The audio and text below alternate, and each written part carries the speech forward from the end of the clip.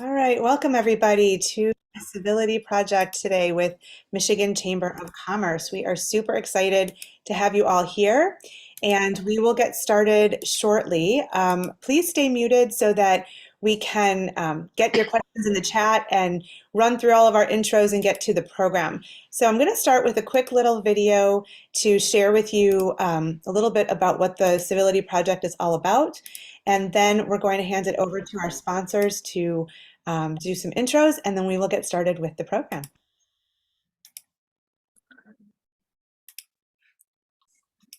There's been too much over the last couple of years, this notion that we can't talk to each other. We can't talk to each other. I'm the first person to say, this is not easy. Look at the way our media has become bunkered on the cable news channels, on the internet. They're all conservative, all liberal. They don't talk across lines, they fight. And say, well, this is somehow inappropriate. Shut down thoughts. Hold on, it's not about shutting down thoughts. Hang on, she's not saying shut down thoughts. She said it's that's not what you're going to do. Say, I don't just think it's President Trump. I think it's the environment has become toxic, and if you're not on the attack, you get eaten. When they sat down together and talked about the work they did to have a friendship, I'm like, how in the Both of us have been made better in the work that we do by the relationship we've been able to build, which, is tense at times. Sometimes it is uncivil. You see it on TV. Even among political commentators, if you will, an opinion journalist, there isn't that much interaction today. There's not that comfort level for people to have good, healthy debates and discussions. The sort of key word for this project is the ability to sit and listen to somebody else, listen to someone else's story, and listen in a way that really respects what they're saying as opposed to anticipating what you might say in response. All right. I'd like to hand it over at this time to Wendy Block from the Michigan Chamber of Commerce to start our introductions. Welcome to everybody who is here. Yes, thank you, Lynn, and good morning to everyone. I'm Wendy Block. I'm the Vice President of Business Advocacy and Member Engagement for the Michigan Chamber, and we'd like to thank you so much for joining us today. This is our final Diversity, Equity, and Inclusion event for 2022. We're so excited about the program we have lined up today. We think it is particularly timely given the 2022 elections. And we're excited about the opportunity to partner with the Civility Project, with Nolan Finley, with Stephen Henderson, and with Lynn. This event really seeks to build civility in relationships, in workplaces, in community. I think we can all use that right now, and put civility building tactics into action. There's so much value in listening to others' perspectives, and we hope that you'll walk away today with some tips and tricks and maybe some new perspectives on that issue. We hope that you will make today's session interactive.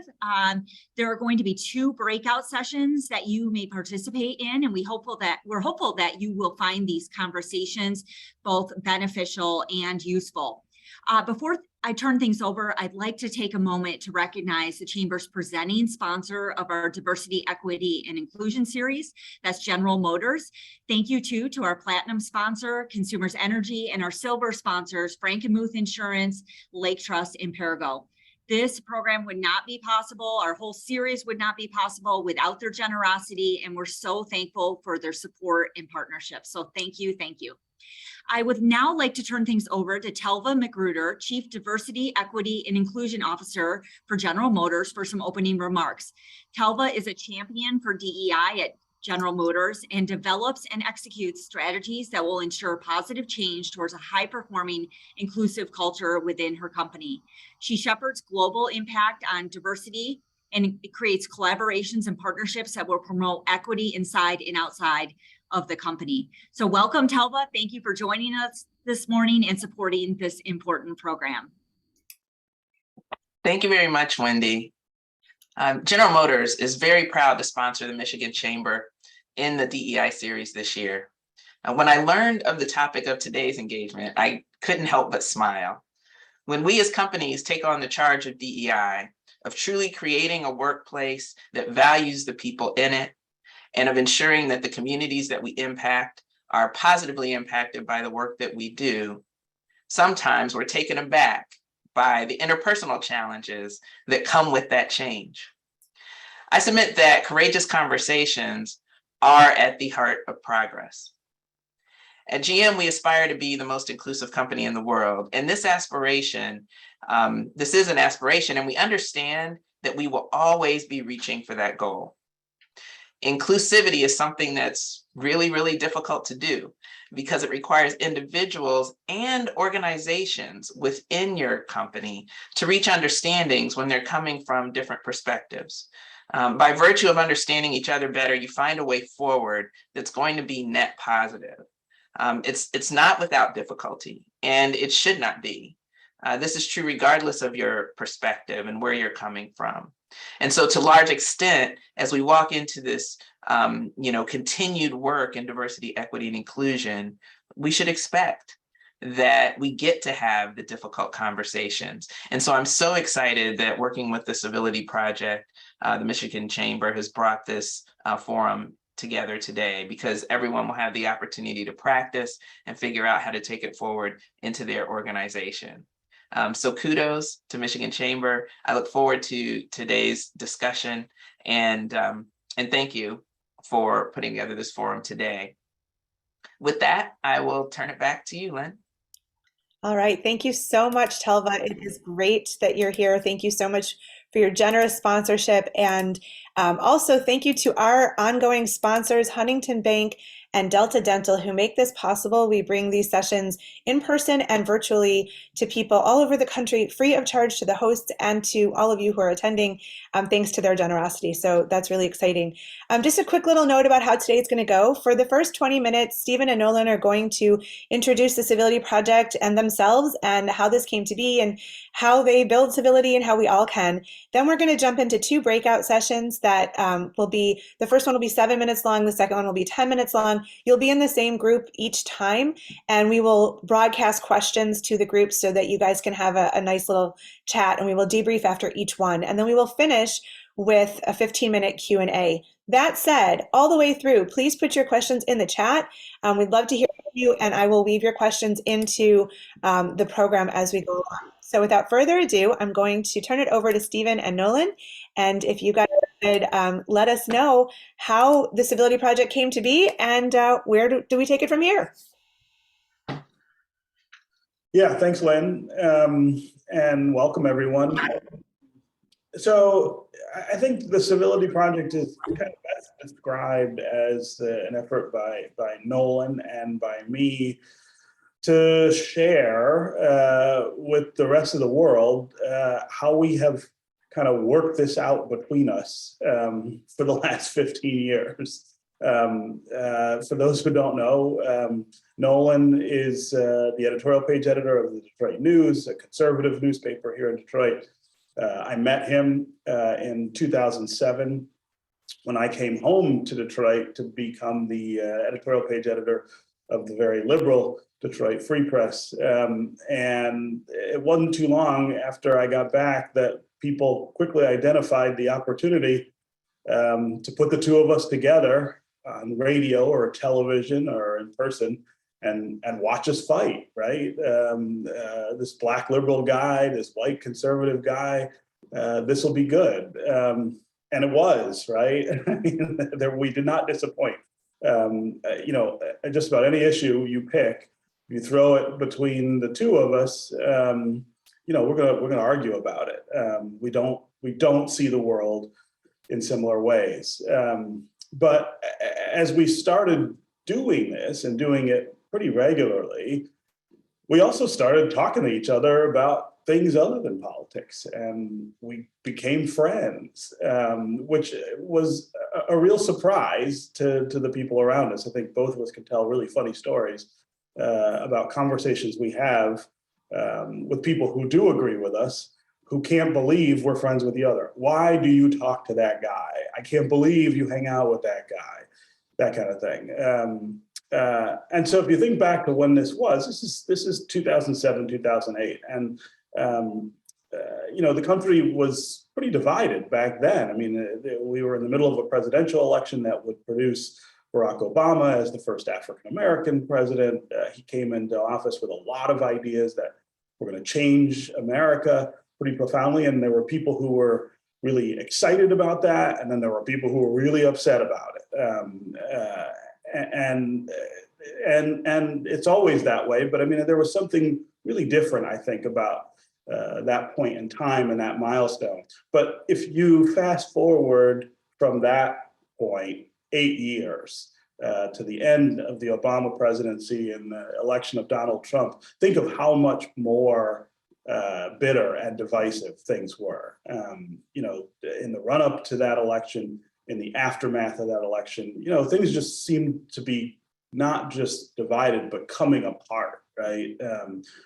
We stopped talking to each other. We stopped talking to people we disagree with, stopped thinking we would be able to talk to people we disagree with.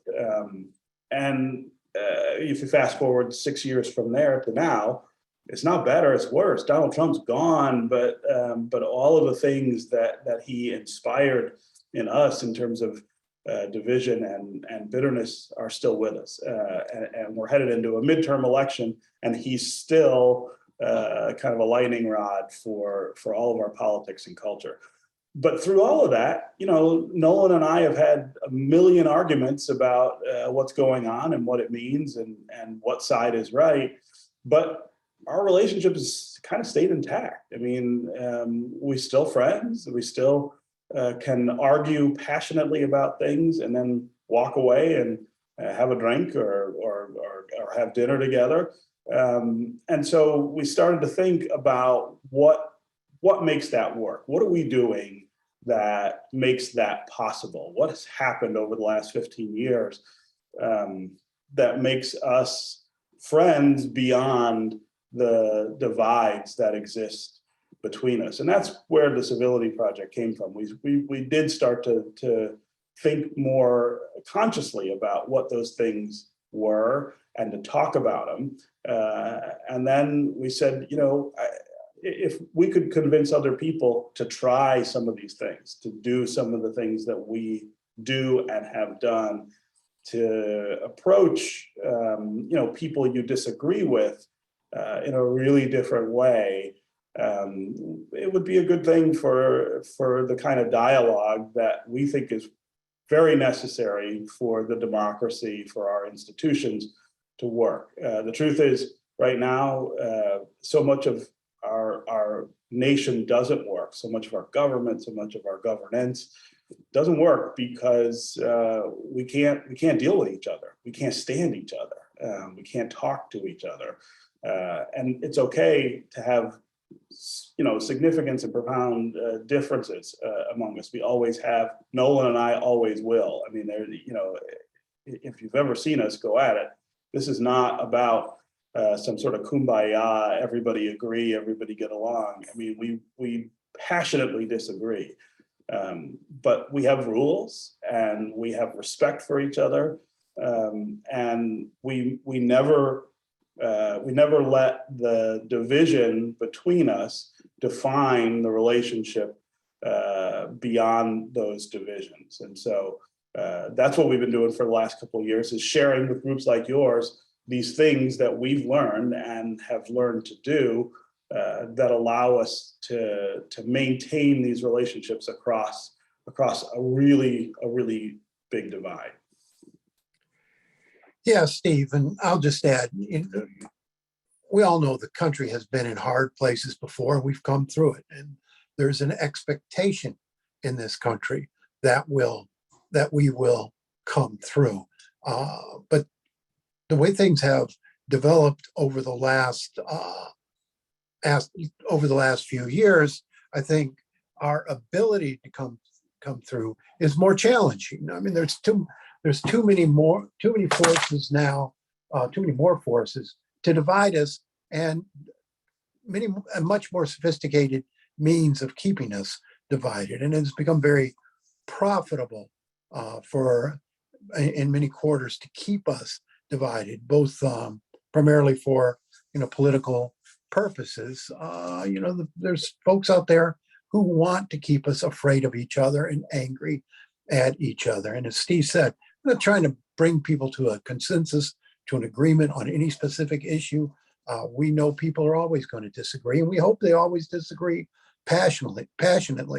That's important. But we also think it's essential, if we're going to move beyond this really ugly moment we're in now, that people learn to engage in civil discourse and to talk to each other. And we take our inspiration from Dr. Martin Luther King, and I'll paraphrase when he said, we hate each other because we don't know each other, and we don't know each other because we don't talk to each other. And that is true. Before the last election, I saw a poll that said 72% of Americans never talked to someone who held different political views than them about politics. They just they either avoided the people or they avoided the discussion. That's not healthy. And what it does is allow some really dangerous assumptions to develop. We assume we know everything we need to know about somebody based on the political views they express. And, Steve and I deal with this all the time. People think they know us because of what we write or what we say, and they think they either love us or hate us based on that. They don't know us. And, I always tell a story about Steve and I being up on Mackinac many years ago to cover the Republican state convention there. And we were sitting at a bar after the sessions, and I get up and one point walk away, and these two ladies jump on me, conservative women, Republican women, and they said, "That's Steve Henderson you're talking to. How can you talk to him? How can you be friends with him? He's just so awful, and we just hate him." And those words just sort of stopped me. And I said, "You hate him?" I said, "Do you know him? Have you ever talked to him?" He said, "Oh, no. And I said, "Well, my seat's open. Go sit there next to Steve and talk to him a while." It was an hour and a half later, I managed to pull them away from him. And as they walked away, I said, "Well, what did you think?" And he said, "Oh, he is wonderful. We love him." And I thought, in that hour and a half time, nothing changed about their views. Nothing changed about Steve's views. They took the time to talk to each other as people, to get to know each other. And that's what we're all about here, is to try to break down those assumptions, get past those assumptions, and get people to understand one another. We have a operating philosophy at the Civility Project that all good people come to their opinions the same way. They take the information, run it through the filters of their own experiences, their own values, and they come up with a viewpoint. If it's different from yours, doesn't mean they're evil, doesn't mean they're stupid, sinister. It just means they've had different experience and hold different values. And the key to having a productive discussion is to first figure out what those experiences are, what those values are, why people hold them. And you gain the knowledge you need to have a discourse, to have a discussion, absent these assumptions and absent these preconceived notions we tend to have about each other, that breed hate, really. I mean, we've come to hate each other because of our political differences. And that's a bad place to be, because hate leads to dehumanization, and dehumanization leads to every bad thing that's ever happened in this country, in this world. So, that's why we do this. That's what we're trying to do here. We've talked to, oh gosh, I don't know how many groups over these last 2.5 years. It's 60, 70 groups or more, about this. And we find that there's an appetite for this discussion, and people are concerned about the incivility in our society, and they're looking to do something about it. They just often don't know what they can do individually. That's a great segue into our next bit. We have a wonderful question from Tiffany, and I think this introduces sort of okay, that's all nice. What do we do? So Tiffany asked, what tips do you have to preserve a friendship during a heated argument without taking it too personally? Do you walk away or change the topic? What's the best way to exit a conversation you feel might be hostile? And I think that's a great segue into sort of how you guys recommend broaching this topic. Where do we begin? Who do we have these conversations with? How do we do it? So why don't you take us through that? So, you know, those are great questions, and that is that's the sort of the crux of the issue, right? Is that often you feel like, well, why am I even bothering with this when you're talking with somebody who just is so different from you, or saying things that are so different from what you believe or think. And a big part of what we've done here at the Civility Project is ask people to kind of mimic something that Nolan and I did about 5 years ago, when the NPR project called Storycorps came to Detroit. And Storycorps, for those who don't know, it's kind of an effort to collect American stories about relationships. They wander around the country and invite people down to this little Winnebago, and you go inside and you sit across from somebody who's close to you and talk about the relationship between the two of you. And most people take like a spouse or a family member to do it. And I remember when they said they were coming to Detroit, I said, you know what? I'm gonna take Nolan with me down to Storycorps. And I told him on the way down, I said, here's what I want us to do. I don't want us to go in there and like have an argument like we would normally do. I want us to go in there and tell each other our stories.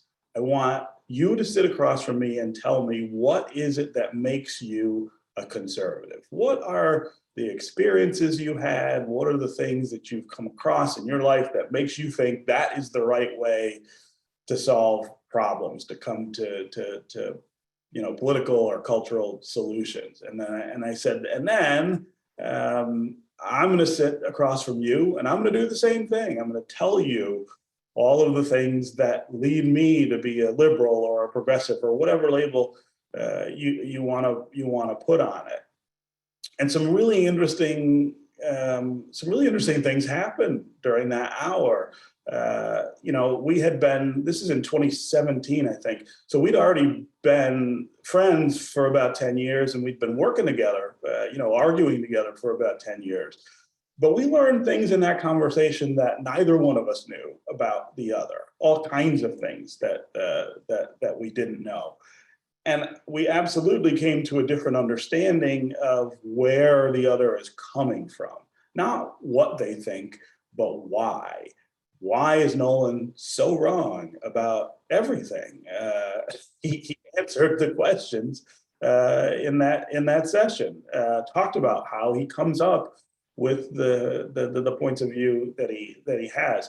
And then the other thing that happened, and this was really important, I think both of us were able to see bits of ourselves in the other person's story, right? Not identically. Obviously, we're from really different places. We've had really different experiences, but in those lives, there were lots of things that we could identify with. The desire to move up in the world and to have opportunity. The importance of education, the importance of fairness and things like that. They were more common between us than I think either of us might have thought before. And so we kind of think we did that after 10 years. What if you started that way?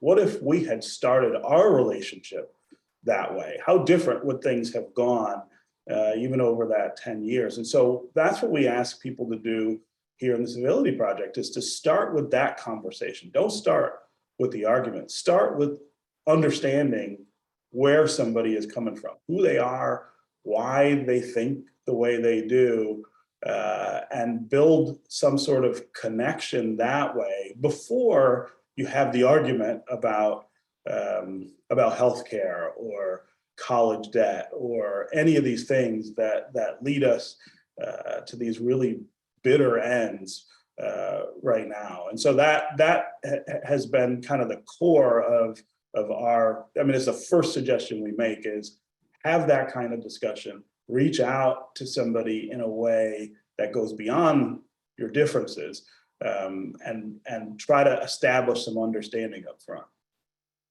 And I think it's after you get to that point of understanding and a measure of respect, set honest goals for the conversation.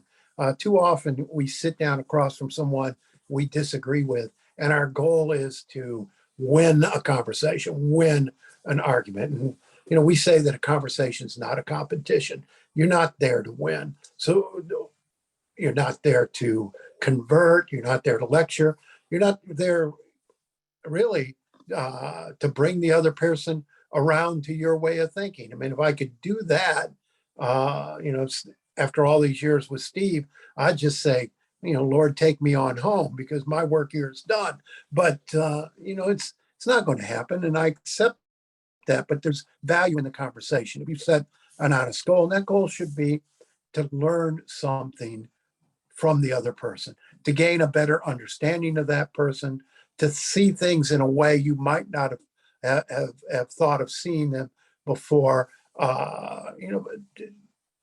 To have that stimulation of a good, honest give and take. But you're not out there to pound somebody into the ground.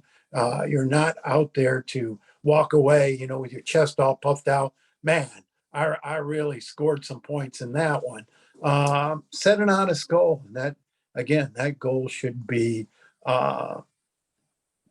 learning something for yourself rather than just teaching the other person what you want them to know. And, if you do that, you leave your smugness at the door. If you understand that person you're talking to is every bit as convinced they're right as you are, check your smugness and engage in this honestly. Harbor some self-doubt about your own opinions, that you might be wrong and you might be able to learn a little something here. I think you get a much more productive end to this, and you establish an environment where you can keep talking about difficult things. And I think we want to just take one question that's been waiting before we go into our breakout sessions, and it sort of dovetails with the prior question. And Alyssa said, I sometimes struggle with knowing when to preserve the relationship or friendship when the differences are so different that I feel like I'm going against my core values. Any advice about how to think about that would be helpful. And so maybe just speak for a few minutes about, when do we walk away, and also the notion of how it's an ongoing thing. It's not a one and done. So let's respond to that. So, I mean, I think the first point I'd make is that part of what works between Nolan and me is the idea that we never actually walk away, right? We never say, in 15 years, neither one of us, I think, has ever gotten up from an argument and said, that's it. I'm done with this guy. I am not doing this anymore. And I think for a time that was just kind of an unconscious commitment to things. I mean, this was part of work, but also, we just there was kind of a momentum to all of it that I think kept us coming back. But I would say in the last 5 years, especially, it has been a more conscious dynamic in the relationship that we can say, pretty tough things to each other, and we can have really tough conversations. But one of the ground rules is you always got to come back. You're never done with the conversation, and I think that helps avoid some of if you're thinking of it in terms of this long-term engagement, right, over many years, as opposed to I'm going to talk to this person right now and maybe never again. It frames, I think, in your mind the way in which you say the things that you believe. I mean, there is a respect, I think, that takes over. But there's also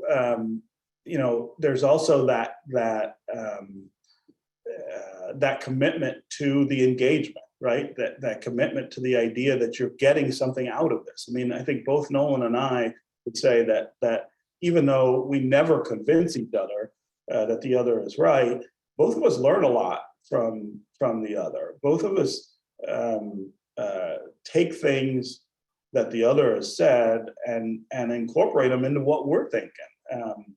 A few years ago, Nolan wrote a book, and they asked me to write a short like foreword to it. And what I said in it was that, you know, his work makes mine better, even though I don't agree with him on anything. I hear him say things that make me think differently about the things that we're talking about. They make me consider different points that I might not have before. They make me, they give me a perspective that I probably wouldn't be able to bring to it on my own. And so that becomes part of the commitment as well. At the same time, I will say this: there are times when you do have to get up and say, that's as far as we can go on this right now, right? There is no more to be gained productively from us continuing to debate this or argue this at this point. I think you always say in your mind, I'll be back and we'll do this again and we'll talk about it at some other time. But I think it's important to also recognize these points in a discussion where you've reached the productive end, where it's just going to get nasty or negative in a way that does do damage to the larger relationship. And I don't feel threatened at all by the fact that Steve holds different values and opinions than I do. I find that stimulating. And I think we have to move beyond this idea that there's something harmful or dangerous about listening to opinions that are different than yours. I mean, I sometimes walk away all heated up after a discussion with Steve, and I find myself thinking about the back and forth, you know, for a long time afterwards. And I think that's healthy. I think that's good. I think that's what makes it meaningful. And one thing to keep in mind is, you know, for the most part, we want the same outcome. You know, we all want the same kind of outcome. We want a better, more prosperous world for our children. We want healthier communities. We want a more equitable society. We want justice to work for all. We share those same goals, those same outcome desires. We have different paths we feel would work for getting there. But if you keep in mind that we all want to go to the same place in the end, makes it easier to do that hard back and forth work. That's a great point to go into our breakout sessions. So, this is really an opportunity to try to put this into place. So, our first question is really going to talk about like what motivates your political position, not debating politics, but what brings you to that place. And I will broadcast that question once we get into the breakout rooms. I'm going to put you guys in there. We're going to have about 7 minutes, and then we'll come back and we can debrief and then have a deeper conversation from there. So, here we go.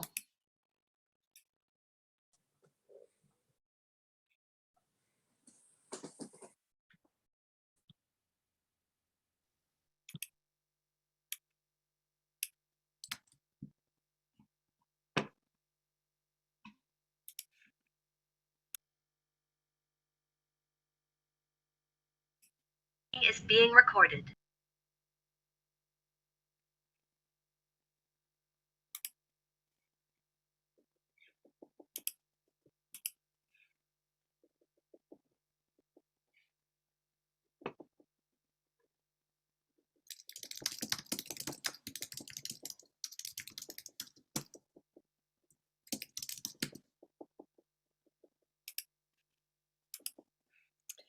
Welcome back, everybody.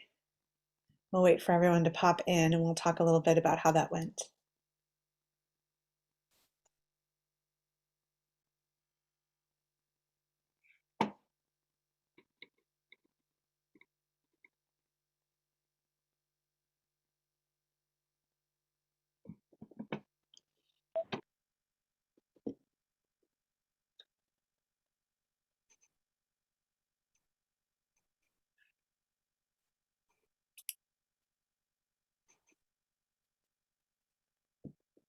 Welcome back, everyone.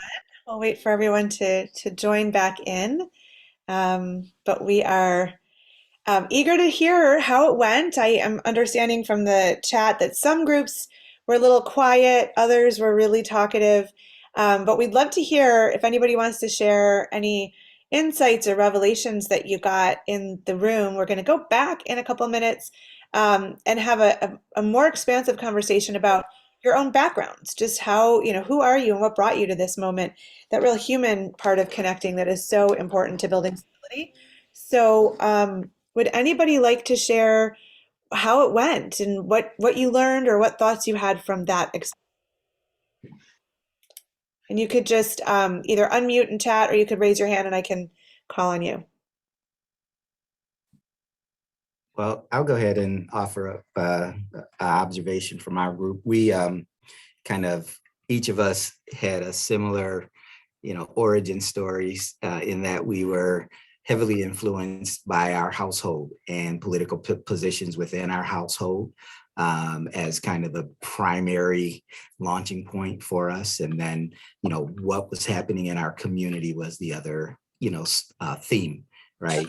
And then there was, this arc and you kind of grow into, based on your experiences of, what your, leans are, right? Whether it's a little, more left or right or what have you. So that was kind of what I took away from our group.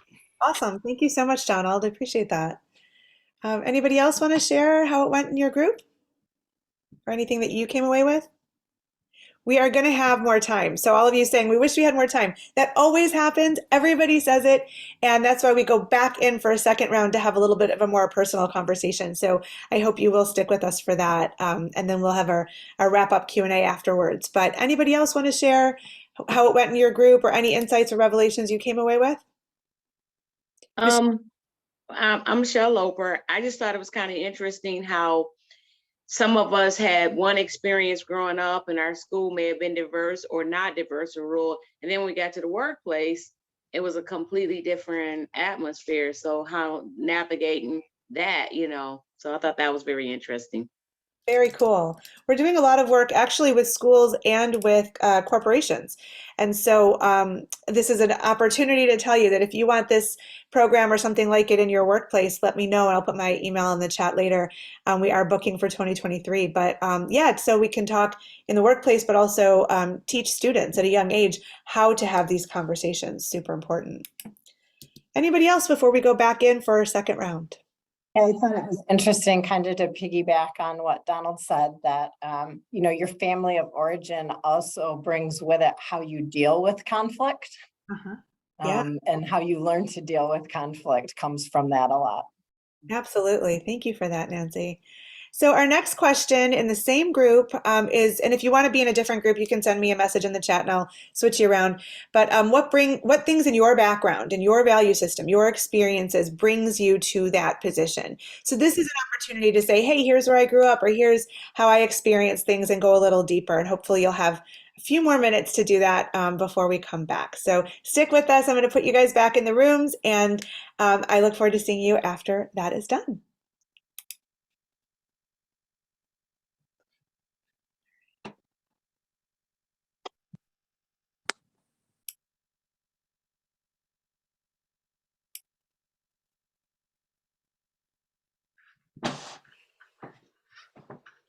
Is being recorded.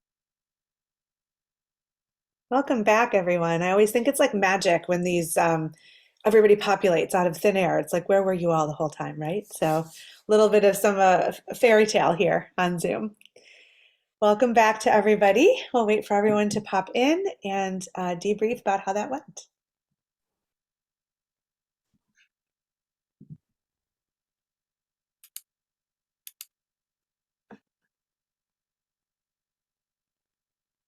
All righty, we should be getting people trickling in.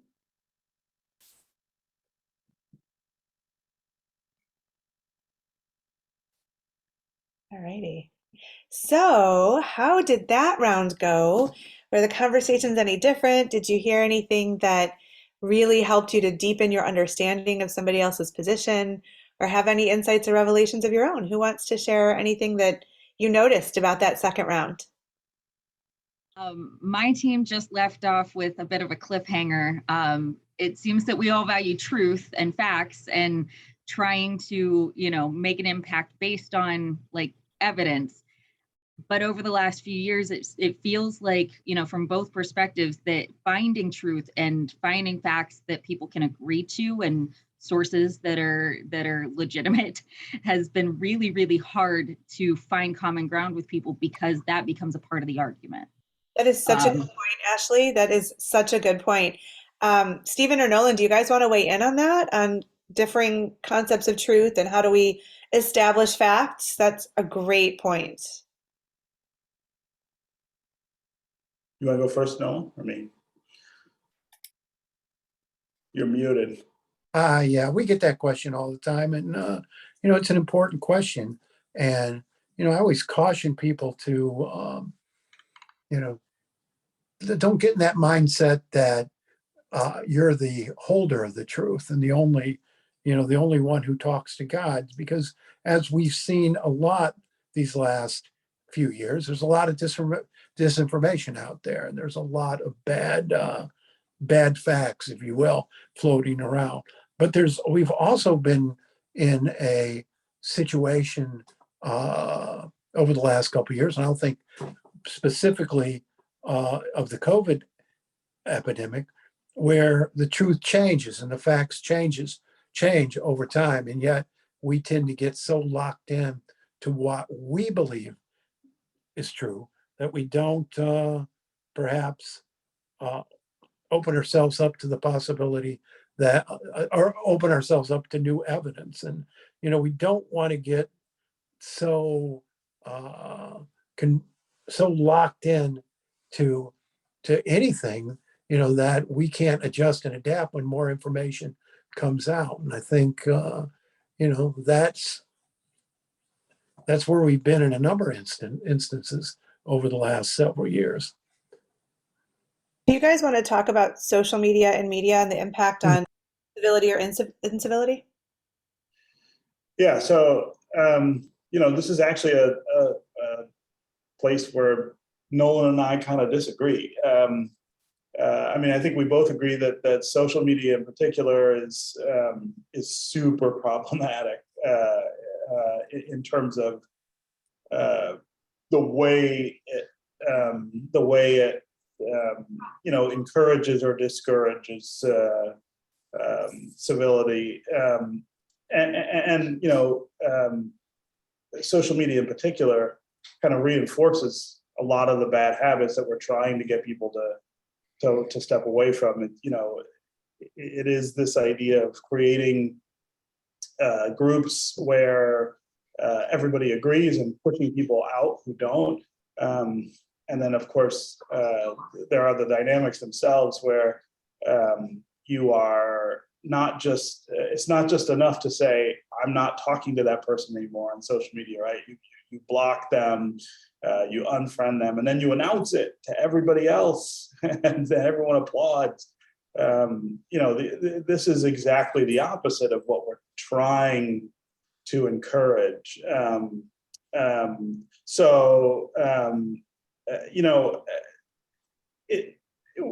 We're really asking people to walk away from some of those behaviors when they try to do this, and be aware that we live in a world that is really heavily influenced by social media and the dynamics there.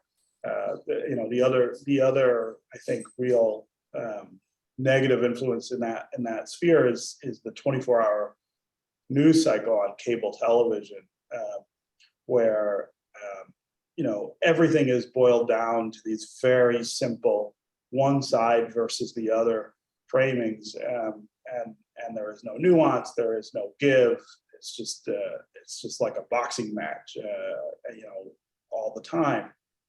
The places that Nolan and I disagree about this, I think, are about the long-term value of these things. Social media, is new. I mean, it's in its infancy in our culture, really, if you think about it. And the power and potential there for real relationship building and real community building is incredible. I think that's part of what lures all of us to it. I think it arrives at a time when we have all these other pretty serious conflicts and divisions, and they are playing out on social media. But I don't know that that's the fault of the medium itself so much as it's a reflection of where we are. And if you look back at the development of other communications tools over time, I mean, they all started off pretty rocky and with a lot of garbage. I mean, the telegraph is used widely to spread misinformation in the run-up to the Civil War. Radio, when it's invented, is full of lies and exaggerations and crazy things. Television, but all of these things mature over time, and most of them have become really integral parts of our lives and our ability to interact with each other. So I have hope for social media, but I'll let Nolan say it for himself, but he has no hope for social media. I don't, and because what we've seen so far in its infancy still, if you will, has not been very promising. It has enabled all of the things that divide us. I mean, you get people grouping together and saying, "Hey, let's all hate Steve," and all of a sudden everybody hates Steve. And I can't tell you how many times in a week I get a phone call from somebody and saying, or an email, "Hey, I read this on the internet. Why isn't this on the front page of the Detroit News?" And you say, well, because it isn't true. But it's that sort of mindset where people are so quickly influenced, and so the untruths, if you will, get established so quickly and so deeply that it's hard to shake. My advice at this point with social media, and I don't care whose site it is, and I don't care where you're getting your information, be skeptical of everything. Don't jump to conclusions based on one post or one story. Make sure you get all the facts. We've seen over and over where what was assumed to be true today turns out not to be true tomorrow. So I think it takes a whole lot more work. You have to be a lot more discerning consumer of information, and you have to be a lot more patient and watch how things unfold in dealing with social media. So we have great comments in the chat. I encourage everybody to take a look. Some really great recommendations and thought-provoking insights.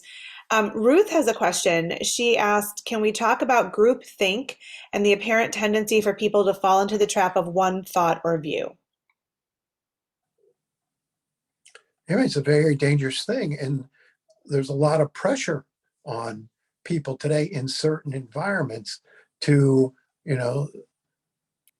go along, to say, yeah, you all want me to think this way, I think this way. Read a story yesterday about a professor who had to step down from his professional organization. He was a psychiatrist, and he had to step down from his professional organization because he wouldn't sign on to this oath. They wanted folks to sign on to the organization's mission.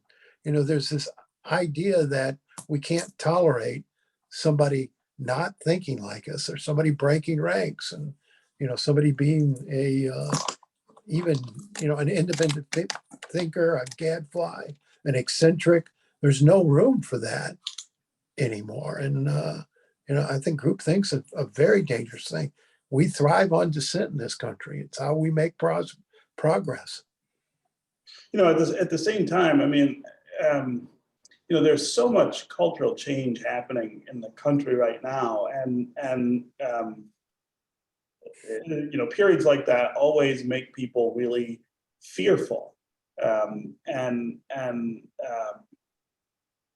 I think it's natural to find comfort and kinship with people who are like you, right? I mean, that's the first thing we do. It's kind of instinctive. And I don't think there's anything, I actually don't think there's anything wrong with that. I mean, I think that's one of the ways we build community. I think it becomes a problem when you are creating that kind of community and shutting out everything else or everyone else, or it becomes about thinking a certain way, not just building community. And I think even inside those communities, there's a lot of room to encourage diversity of thought and to say, look, yeah, we are sticking together because we have these things in common, and in some cases we have common, not enemies, but common threats or challenges. But hey, I think this way about this thing, and you may think differently about that, and that's okay. That doesn't threaten the community. It doesn't threaten the bond that we might have. It's healthy, and I think a lot of the things that we're talking about here in terms of how to do that civilly apply in those spaces too, in those affinity groups that we create or are born into.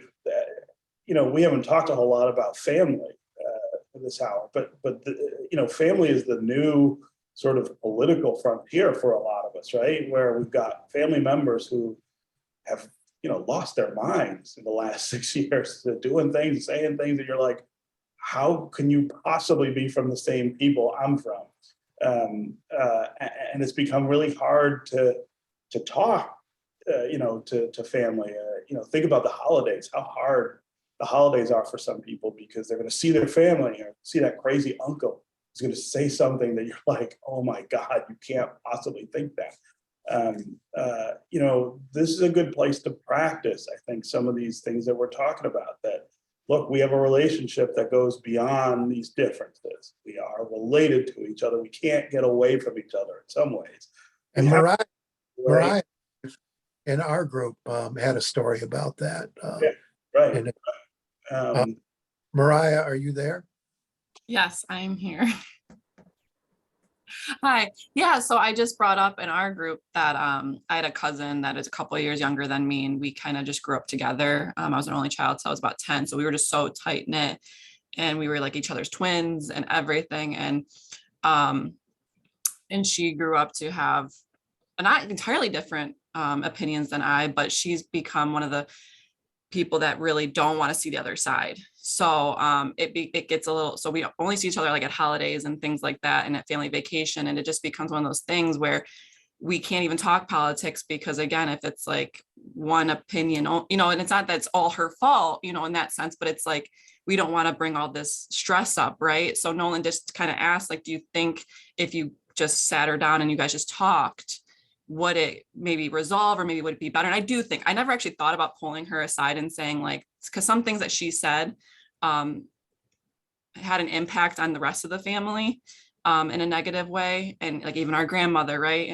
And our grandfathers and our uncles and things. So I definitely think, though, from this conversation, I appreciate Nolan bringing up that maybe I could just actually pull her aside. This doesn't have to always be, coworkers, or it can actually be family too. And just, again, I don't see her a lot because she moved out of state, but at a family vacation, I could probably pull her aside and say, okay, let's talk this out for a second. Like, can we somehow figure out a way that this doesn't have to be, if you don't see my side, you're a horrible person, you're this, or why do you feel that way? Is it one person that did it? And so now it's everyone that's that, so it was a great conversation though.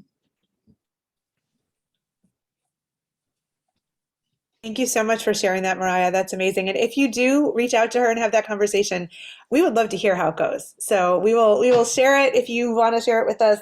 That would be so much fun. So I'll message you my info and you can let me know. So we have just a few minutes left, and Stephen and Nolan, could you wrap up for us by offering everybody some direction? Like, okay, great, we're all revved up. Where do we go from here? What's next? And I will put in a quick plug for our Civility Day on October 25th at Oakland University. I put the link in the chat. I'll put it in again. It's free to the first 100 participants, thanks to Delta Dental sponsorship. So if you want to try these skills out in person and really start having conversations, join us. So guys, you want to wrap it up for us? Yeah, I would just say, take a look at this in your own lives and your own interaction with other people and the way that you react to hearing things that you don't agree with, your own tolerance level of opposite opinions, if you will. And, recognize our individual contributions to the national division and do little things, if you will. I mean, you read something, you hear something, you see somebody saying something on television, whatever, resist that reaction to say, oh, I hate that person. Let's try to all tone down the hate and understand that political disagreements are no reason to hate each other. You don't have to hate people because they don't think exactly like you think. If you can see the value in other people's opinions, and if we can do that all as individual, I think we can contribute to getting past this very ugly point in our national history. Yeah, so I usually talk when we do these sessions about the frustration that I think a lot of us feel right now with things that we see on television or on social media that suggests that we are coming apart and that there isn't much that we as individuals can do about it. I mean, I always go back to January 6th of last year and say that whether you're a Democrat or a Republican, no matter who you voted for in the presidential election in 2020, I think we all sat there watching these people attack the Capitol and thinking, how did we get to this point? I mean, and what's gone so wrong with these people, no matter who they support, that they think this is the right way to express that, that opinion, their side of things. Look, there isn't much a lot of us can do about those kind of things either. I mean, they are beyond our reach. And so we always talk about, grasping within your reach. What are the spaces where you have agency? Where are the places that you have an opportunity to build a better relationship with somebody who thinks differently from you?